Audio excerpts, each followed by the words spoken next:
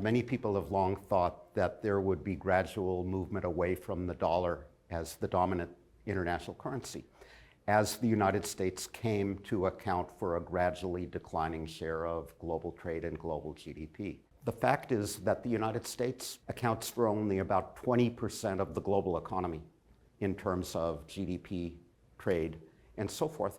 But the dollar accounts for the majority of cross-border transactions. There is an imbalance there that cannot persist indefinitely.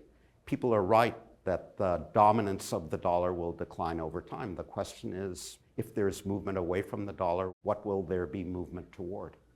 But that movement has not been away from the dollar and toward the currencies of other big economies, like the Eurozone and China.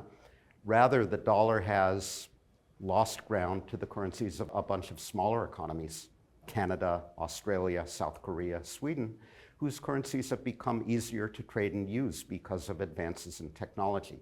We didn't see that 10 or 20 years ago, but it's the important new development on the international monetary landscape. I like to think that this is a positive development. The United States cannot provide liquidity to the global economy all by itself indefinitely into the future, because emerging markets will continue to emerge.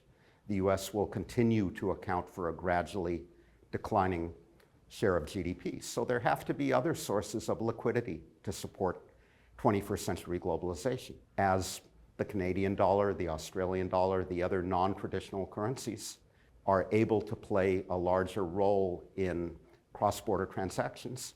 The world becomes a safer financial place.